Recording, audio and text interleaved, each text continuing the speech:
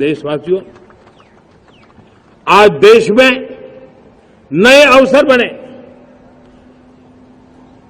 तब मैं कह सकता हूं दो चीजें और हुई जिसने विकास को एक गति दी है, विकास को एक नई छलांग दी है। और ये है, पहला है आधुनिक इंफ्रास्ट्रक्चर का निर्माण।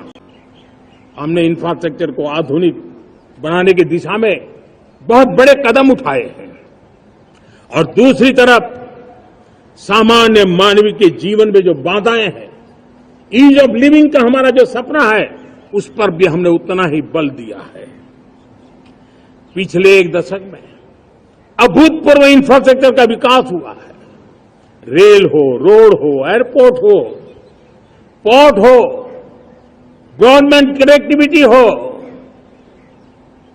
गांव-गांव नए स्कूल बनाने की बात हो, जंगलों में स्कूल बनाने की बात हो, दूर सुदूर इलाकों में अस्पताल बनाने की बात हो, आरोग्य मंदिर बनाने की बात हो, मेडिकल कॉलेजों का काम हो, आयुष्मान आरोग्य मंदिरों का निर्माण चलता हो, 60,000 से ज्यादा अमृत सरोवर बने हो, 2 लाख पंचायतों तक ऑप्टिकल फाइबर नेटवर्क पहुंचा हो, नहरों का एक बहुत बड़ा जाल बिछाया जा रहा हो, 4 करोड़ पक्के घर बनना, गरीबों को एक नया आश्रय मिलना, 3 करोड़ नए घर बनाने के संकल्प के साथ आगे बढ़ने की हमारी कोशिश हो।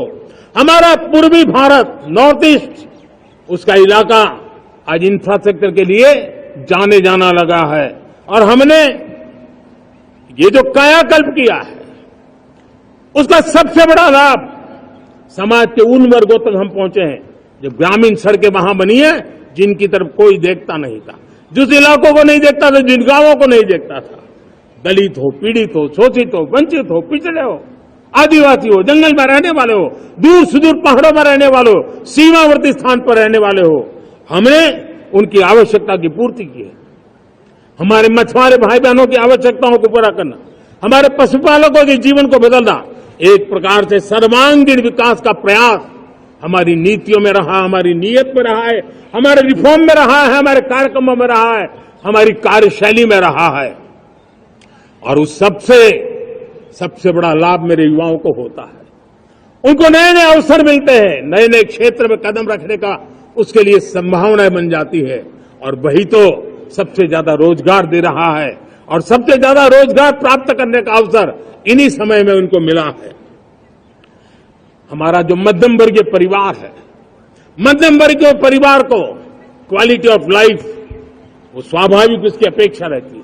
वो देश के लिए बहुत देता है, तो देश का भी दायित्व है कि उसकी जो क्वालिटी ऑफ लाइफ में जो उसकी अपेक्षाएं हैं, सरकार की कठिनाइयों से मुक्ति की उसकी जो अपेक्षाएं हैं, उसको पूर्ण करने के लिए हम निरंतर प्रयास करते हैं। और मैंने तो सपना देखा है कि 2047 जब विकसित भारत का सपना होगा, तो उसकी एक इकाई ये भी होगी कि सामान्य मानव के जीवन में सरकार की दखलें कम हो, जहां सरकार की जरूरत हो वहां अभाव न हो, और जहां सरकार की बेकारण प्रभाव भी न हो, इस प्रकार की व्यवस्था पर हम प्रतिबद्ध हैं। मेरे प्यारे देशवासियों, हम छोटी छोटी जरूरतों पर भी ध्यान देते हैं, हम छोटी छोटी आवश्यकताओं पर ध्यान देते हैं और उसको लेकर हम चलते हैं। चाहे हमारे गरीब का घर का चूल्हा जलता रहे, गरीब की मां को कभी आंसू पी करके सोना न पड़े, और इसके लिए मुफ्त इलाज की योजना हमारी चल रही है। बिजली, पानी, गैस अब सैचुरेशन के मूड पर है। और जब हम सैचुरेशन की बात करते हैं, वो 100% होता है।